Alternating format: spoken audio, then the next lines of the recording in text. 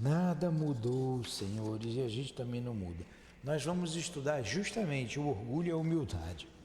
CEAP, Centro Espírita Altivo Panfiro.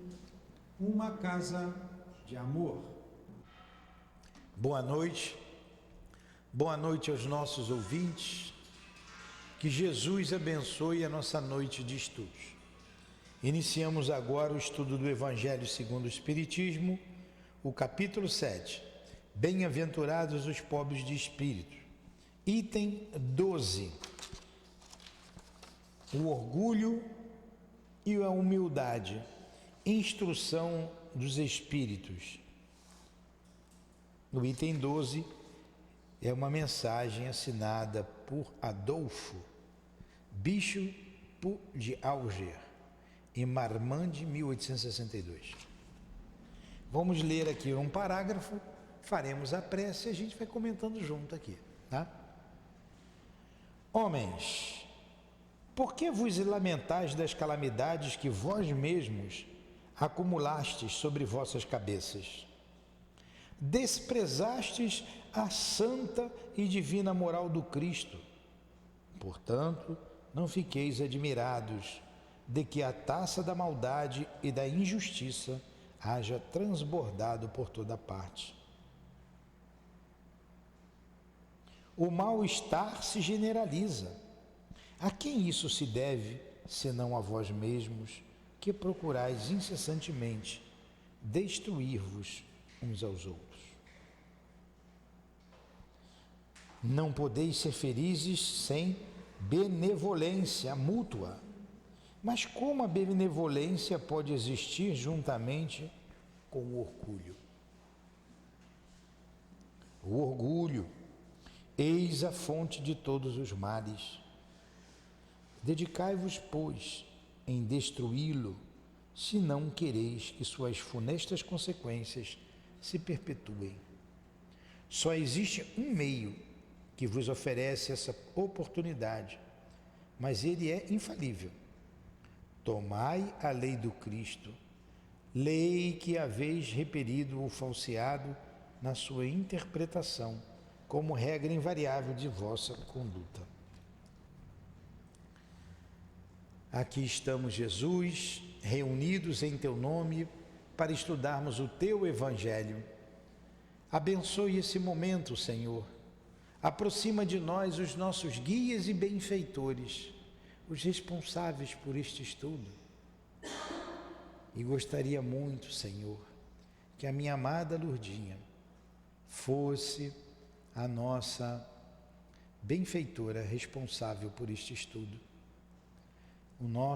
a nossa patrona.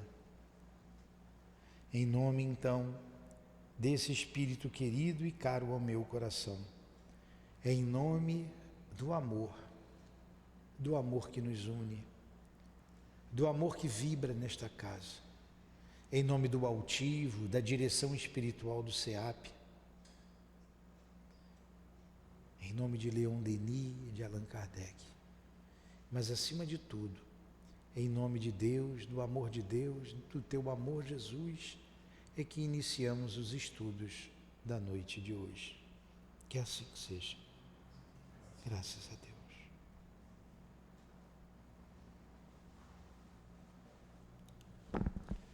Então vamos lá.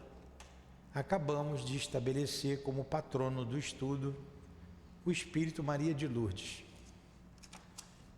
Será que patrona está certo? Olha o português aí.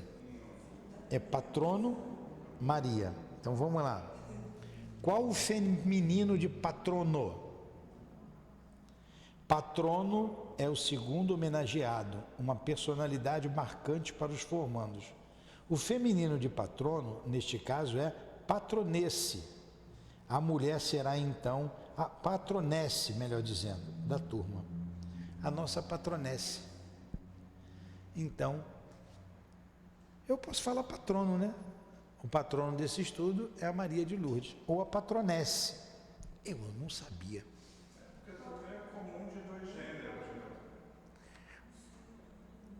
O que é patrono é patronesse?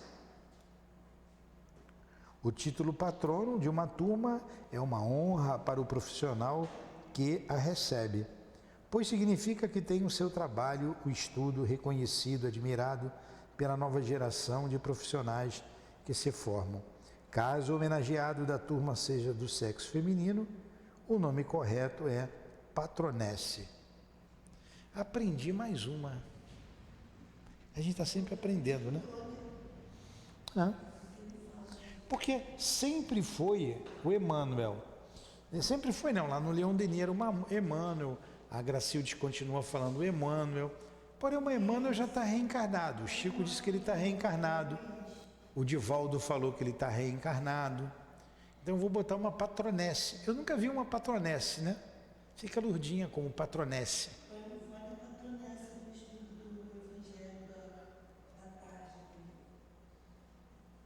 Então vamos lá. Capítulo 7, item 12. Mel. Quer estudar aqui, Mel? Terceiro parágrafo. Vamos lá. Vamos para o primeiro parágrafo. Homens. Vamos devagarinho. Não, a gente vai estudar agora, eu só li, né? Homens, por que vos lamentais das calamidades que vós mesmos acumulastes sobre vossas cabeças? Quer dizer, as dificuldades da vida é fruto das escolhas que a gente fez. Bem atual. Bem atual. O momento político em que vivemos. Escolheram. A escolha está aí.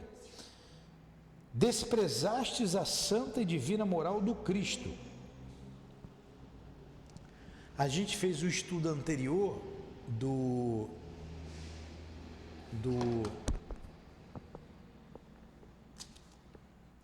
da Dona Ivônia, do livro da Dona Ivônia. Olha lá a escolha que a moça fez lá atrás, o resultado que teve. Porque não estava de acordo com a ética, com a moral do Cristo. Portanto, não fiqueis admirados de que a taça da maldade e da injustiça haja transbordado por toda parte. De quem é a culpa das dificuldades que acontecem hoje em nosso país? Nossa. Quem escolhe os governantes? Nós. A minha família está com um problema, quem tem que dar a solução do problema sou eu. Foi a esposa que eu escolhi, foi o marido que eu escolhi, foi o filho que eu tive.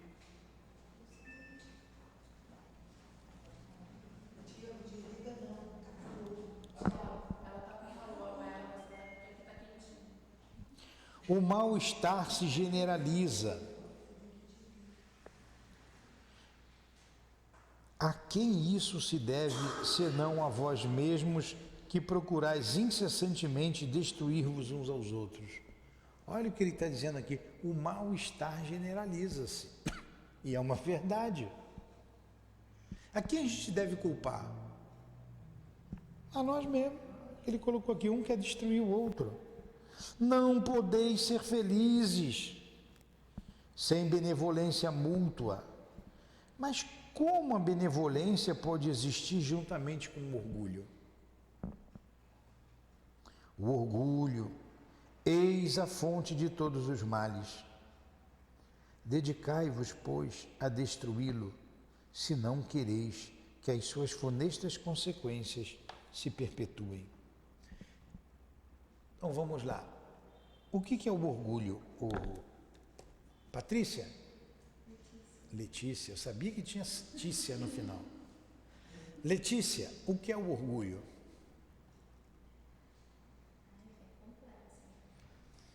É um sentimento superior que a gente faz da gente.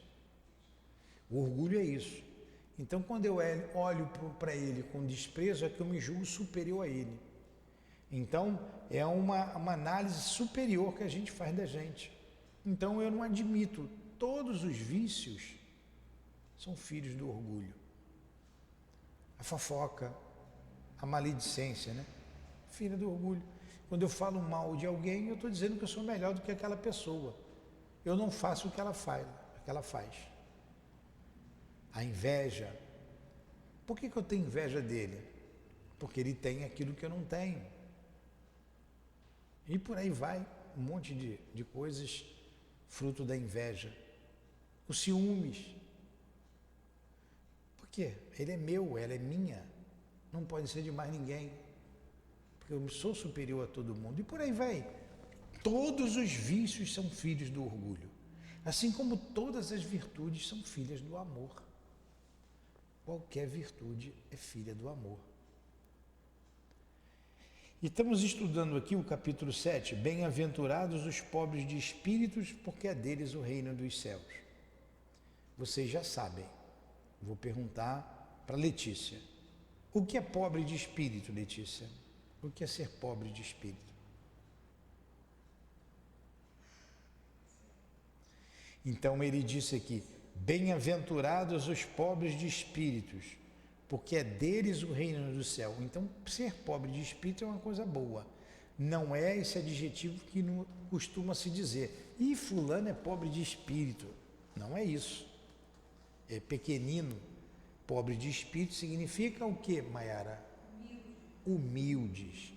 Bem-aventurados humildes. Felizes os humildes, porque é deles o reino dos céus. A humildade. Virtude pouco praticada entre nós, a humildade. Então, por isso estamos estudando o orgulho e a humildade. O antônimo de orgulho é a humildade.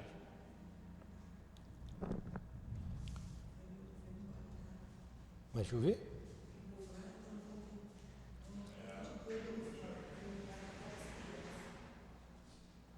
O que, Edilane?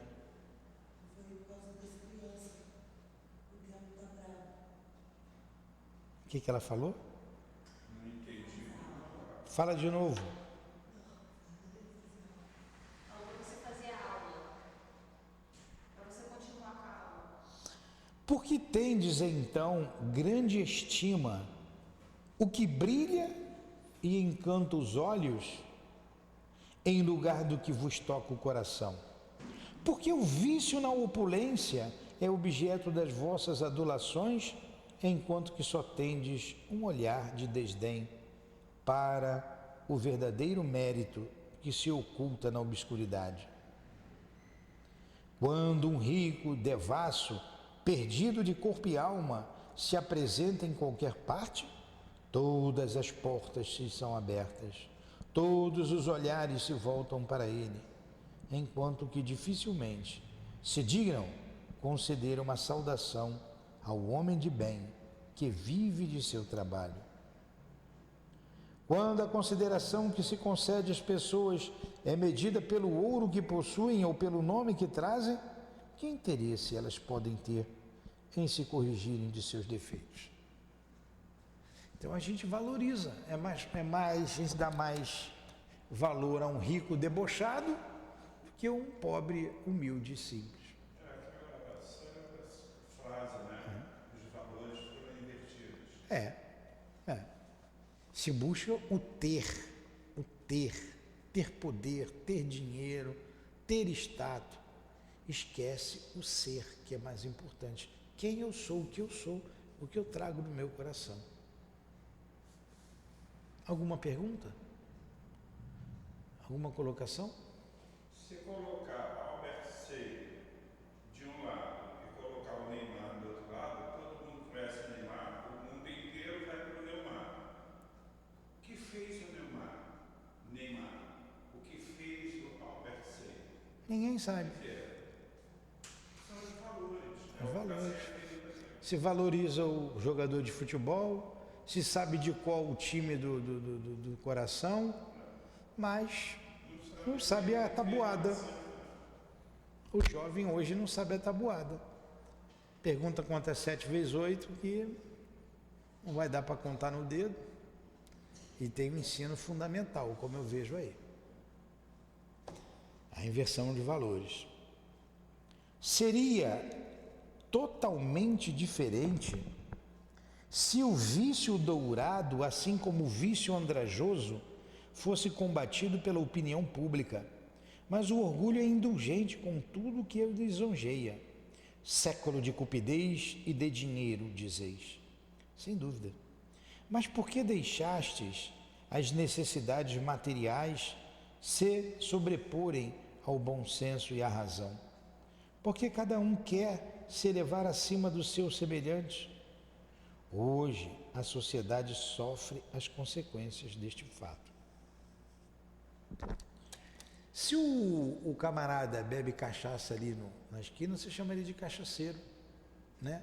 Até com despesa. Esse é um cachaceiro. Bota aí adjetivos.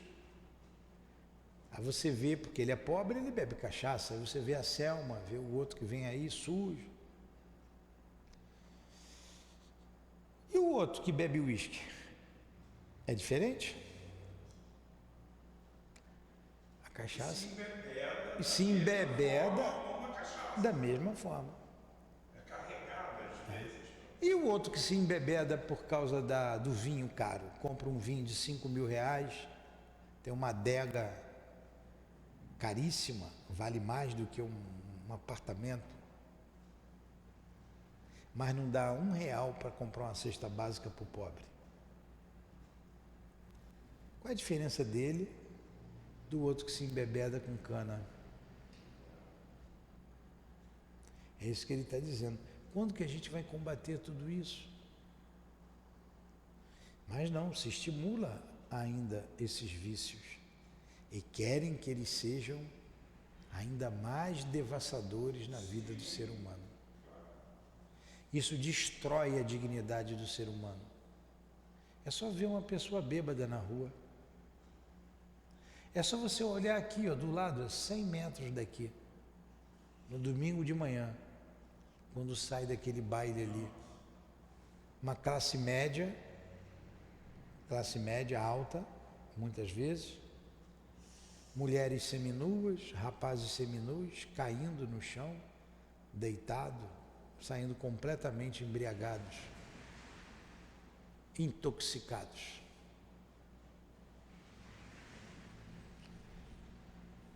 Não esqueçais que um tal estado de coisas sempre é um sinal de decadência moral. Quando o orgulho atinge os últimos limites, é o indício de uma queda próxima, porque Deus sempre pune os orgulhosos. Se às vezes os deixa subir, é para lhes dar tempo para refletir e para se emendarem sob os golpes de que, de tempos em tempos, ele desfere em seu orgulho para diverti-los. Mas em lugar de se humilharem, eles se revoltam. Então, quando chegam a um certo limite, ele o derruba completamente e sua queda é tanto mais terrível quanto mais alto tenham se elevado. Quantos perdem tudo, não é? Pobre raça humana cujo egoísmo corrompeu todos os caminhos, apesar de tudo, recupera a coragem. Em sua misericórdia infinita, Deus envia um poderoso remédio para os teus males, um socorro inesperado para a tua aflição. Abre os olhos para a luz. Eis as almas daqueles que não vivem mais na terra e que vêm te lembrar dos teus verdadeiros deveres. Eles te dirão com a autoridade da experiência quanto às vaidades e às grandezas da vossa passageira existência são insignificantes diante da eternidade. Eles te dirão que lá o maior foi o mais humilde entre os pequenos da terra, que aquele que mais amou os seus semelhantes é também o que será o mais amado no céu, que os poderosos da terra, se tiverem abusado da sua autoridade, serão reduzidos a obedecer aos seus servidores. Que a caridade e a humildade, enfim, essas duas irmãs que andam sempre de mãos dadas, são os meios mais eficazes para se obter a graça diante do Eterno. Adolfo, bispo de Alves. Então, quem são eles que dizem isso? Vocês não prestaram atenção? Quem que está dizendo que o maior no reino dos céus serão os menores? as vozes dos Espíritos. Os Espíritos estão dizendo isso. Jesus também falou sobre isso.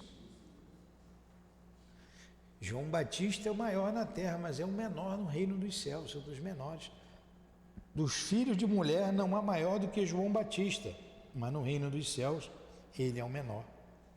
O que disse a rainha de França, lá no capítulo 2, que nós estudamos? Rainha eu era entre os homens, rainha pensei de ser recebida no reino dos céus.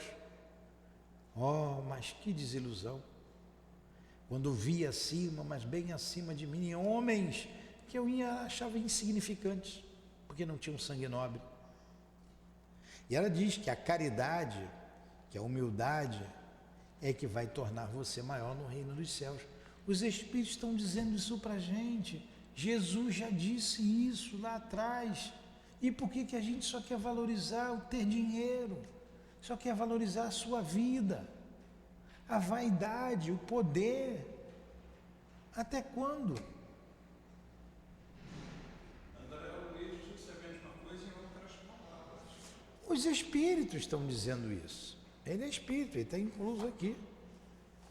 Está aqui, ó. Eu adoro essa mensagem. Acho linda essa mensagem. Eu sempre repito. Só para a gente relembrar, para você que é novinha aqui, ó, espero que você venha outras vezes. Você, Letícia, a gente estudou aqui atrás, a gente acabou essa mensagem, a gente vai entrar na mensagem do Ferdinando, que é pequeno, que é muito boa. Hã? Que o tempo? Olha o que diz aqui a rainha terrestre, a realeza terrestre. Quem melhor do que eu pode compreender a verdade destas palavras de nosso Senhor? Meu reino não é deste mundo. O orgulho, nós estamos estudando orgulho? O orgulho foi a minha perdição na terra. Quem, pois, poderia compreender o nada que os reinos terrestres representam se eu não compreendia? Ele não acabou de dizer ali dos reinos, ó, o bispo de Argel não falou? Das vaidades e das grandezas da vossa passageira existência são insignificantes na eternidade? Olha o testemunho desse espírito aqui, que foi uma rainha de França. O que levei comigo da minha realeza terrestre? O que nós vamos levar da vida, do dinheiro, do poder, do que é material? O que ela levou? Nada. Absolutamente nada.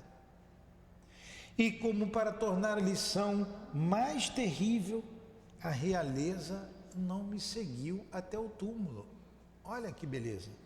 E para tornar a lição mais terrível, a realeza não me seguiu até o túmulo. Rainha era eu entre os homens, rainha, eu acreditava entrar no reino dos céus. Olha a vaidade dela. Que desilusão. Que humilhação. Quando, em lugar de ser recebida como soberana, eu vi acima, mas bem acima de mim, homens que eu considerava insignificantes, porque não tinham sangue nobre. Oh, nesse momento compreendi a inutilidade das honras e das riquezas que se buscam com tanta avidez sobre a terra. Fala, Mel. A vaidade é a pessoa se achar. Ela se acha melhor do que todo mundo, ela se acha mais bonita, Eu acho você a mais bonita de todas aqui.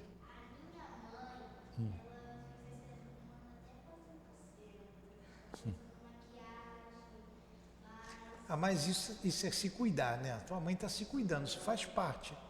Ela tem que se cuidar, ela não pode andar toda feia. Eu estou respondendo para Mel, que tem 8 anos. É 8 aninhos que você tem, Mel? 7. Então a Mel, para mim, é a mais bonita de todas aqui. É a que eu mais gosto.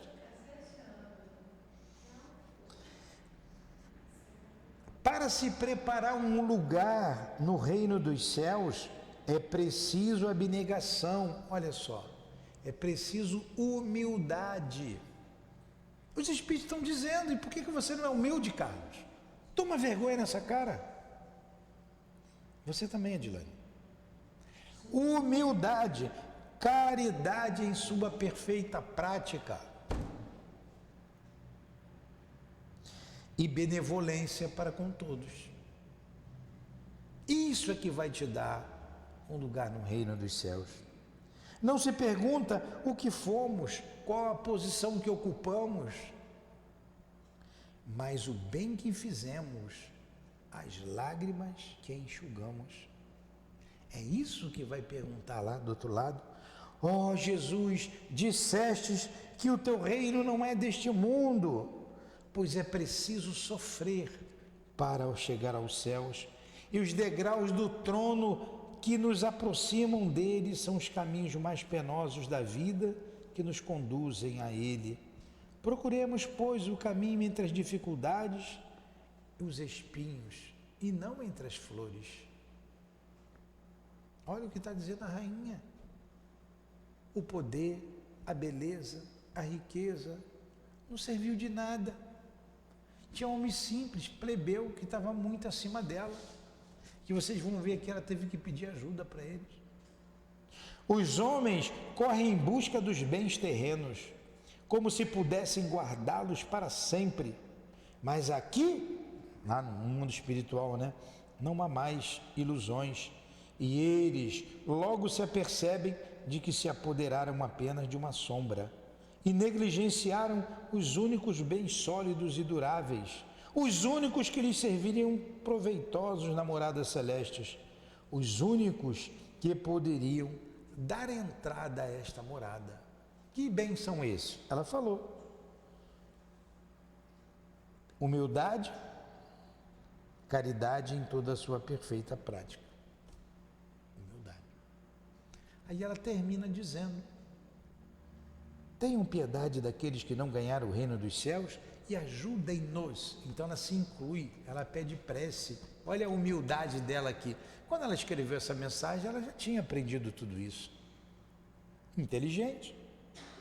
Tenham piedade daqueles que não ganharam o reino dos céus e ajudem-nos com as suas preces, porque a prece aproxima o homem do Altíssimo, é o traço de união entre a terra e o céu. Não esqueçam, uma rainha de França. Bonita mensagem, né? Nós já destrinchamos essa mensagem aqui, mas a gente volta sempre a ela, porque ela está intrínseca nessa mensagem. Queria casar com essa rainha, hein? Quem sabe um dia, né? Ela me ensinar um pouco. Então vamos lá. Último ponto. Ó, vocês querem parar agora? Tem 20 minutos. Vamos pegar mais um pontinho? Vamos embora. Aí a gente termina. Outro ponto importante. Quem assina essa mensagem é Ferdinando, espírito protetor. Bem pertinente, bem atual essa mensagem. Então, ela é uma mensagem séria, uma mensagem leviana, ou é uma mensagem... Como é que é o nome da outra mensagem? As mensagens podem ser sérias, podem ser levianas e podem ser instrutivas. Toda mensagem instrutiva tem que ser séria. A mensagem instrutiva, ela serve para hoje, serviu para ontem, servirá para amanhã. Jesus falou há 2000 anos atrás, não serve para hoje? Então vamos lá. Missão do homem inteligente na Terra. Não vos orgulheis do que sabeis, porque esse saber tem limites bem estreitos no mundo em que habitais. Mas é claro, o homem que acha que sabe tudo, não sabe quase nada. O que tem além do universo, além da Terra? O que tem nesse universo inteiro? O que se tem ainda para se descobrir? Mas vamos lá. Mesmo supondo que sejais uma das maiores inteligências da Terra, não tendes nenhum direito de vos envaidecer por isso. Se Deus, nos seus desígnios, vos fez nascer em um meio onde pudestes desenvolver vossa inteligência, é porque quis que fizesses uso dela para o bem de todos. É uma missão que ele vos dá, colocando em vossas mãos um instrumento com a ajuda da qual podeis desenvolver as inteligências retardatárias ao vosso redor e conduzi-las a Deus. A natureza do instrumento não torna patente o uso dele que dele se deve fazer? Então vamos lá, um comentário. O homem mais inteligente da Terra, os homens inteligentes, é para usar inteligência para quê? Para o bem. Para o bem da humanidade. Não fazer o bem já é o mal. Agora imagine você fazer o mal com a inteligência que você tem. Ele vai fazer uma analogia com o jardineiro. Então você vê, o que vocês acham se eu pegar aqui um computadorzinho e fazer assim? Gostaram do barulhinho do computador? E lançar um foguete que vai a não sei quantos 1000 quilômetros de distância. Vão mandar ele lá para um país qualquer. Ele vai explodir num lugar, numa praça, no meio daquela praça que está bem lotada de gente, com uma margem de erro de 2 centímetros para a direita ou para a esquerda. Não é uma pessoa inteligente que fez isso? Vocês já viram um caça, um avião caça? Ele vai carregado de bomba. É alguém inteligente que fez aquilo? A energia atômica não é muito produtiva, não é muito boa para a humanidade, traz muito progresso em todos os setores da medicina. E quem criou a bomba atômica? Um cientista chamado Oppenheimer, no projeto Mahatma. Ele, com outro grupo, ele chefiava o projeto Mahatma e desenvolveu a energia nuclear. Lançou uma bomba em Hiroshima e outra em Nagasaki. Ninguém mais jogou bomba atômica, foi o suficiente. E hora que ela não explodiu 100%. Uma acho que foi 17, a outra 21. Ela não teve o alcance, porque caiu ali entre montanhas, o alcance que ela tem. Porque o estrago seria devastador. Muito mais do que foi. Inteligência. Inteligência. É qualquer um que faz isso?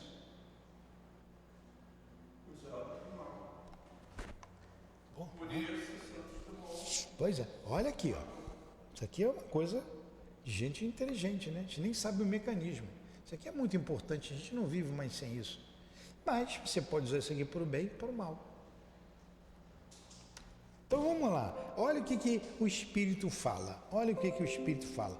E os homens da política, da nossa política, são inteligentes? Inteligentíssimos, dão nó em pingo d'água. A gente está vendo aí, não é? Olha a analogia que ele faz. A enxada que o jardineiro coloca nas mãos do seu ajudante não lhe indica que ele deve cavar a terra? E o que dirias se esse ajudante, em vez de cavar a terra, erguesse a enxada para ferir o jardineiro? Dirias que isso é horrível e que ele merece ser mandado embora. Muito bem.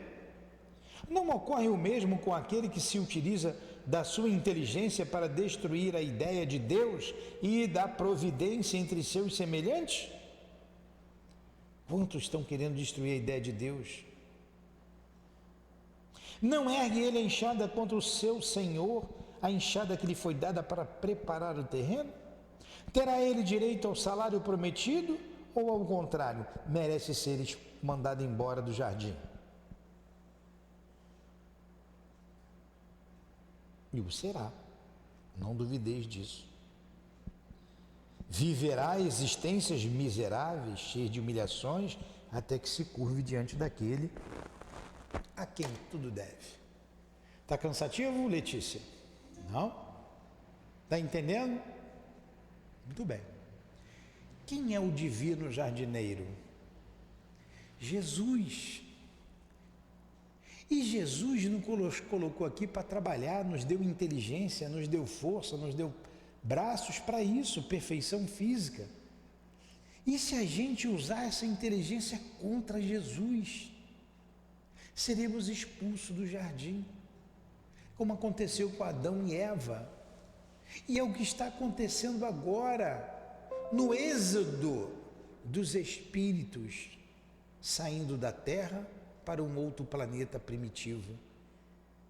Nós estamos no meio da tempestade, num processo que vai durar ainda alguns anos, algumas décadas, porque o mal está sendo mexido nas trevas, estão reencarnando espíritos aí do mal mesmo, fazendo muito mal à humanidade, mas estão usando a enxada contra o jardineiro e serão expulsos do jardim.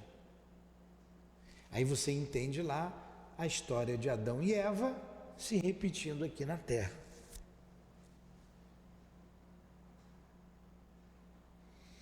Numa menor escala, você vê pessoas doentes da cabeça porque usaram a inteligência para fazer o mal e reencarnam com sérios problemas. Não vou identificar alguns problemas aqui para não magoar ninguém e alguém se sentir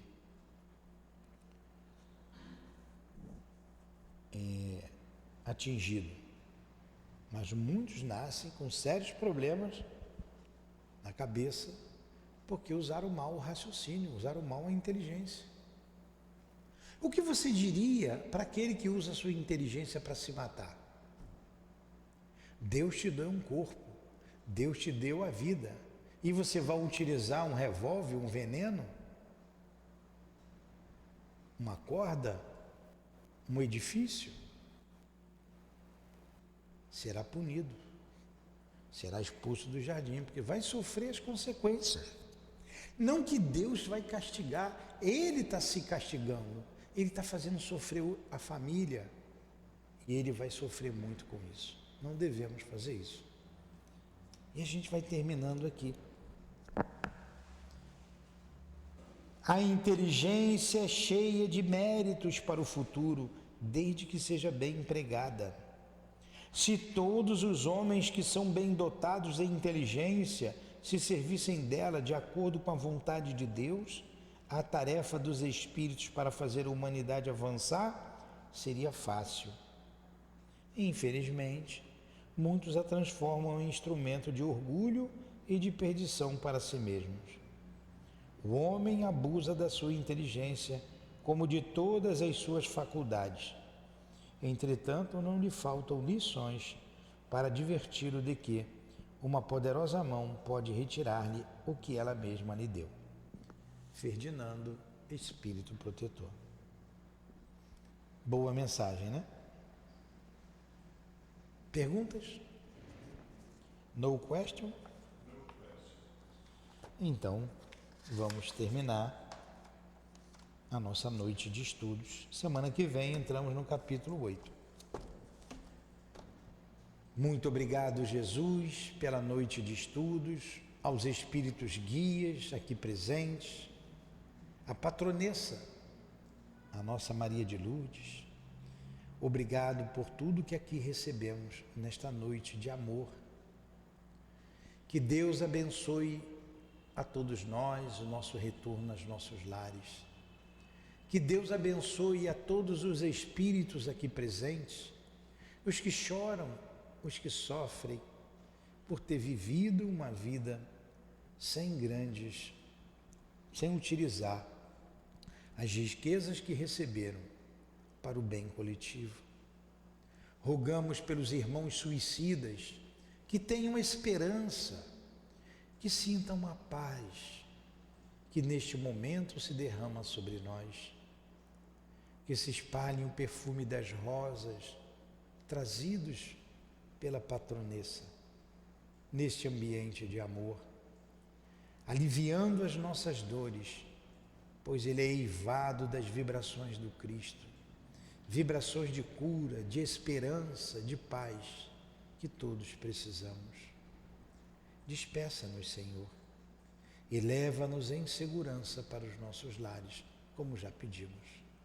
Em nome de Allan Kardec, o nosso mestre, de Leon Denis, o apóstolo do Espiritismo, em nome do altivo, o diretor da nossa casa, e dos guias que fazem parte da coluna de espíritos que nos sustentam em nossa casa de amor.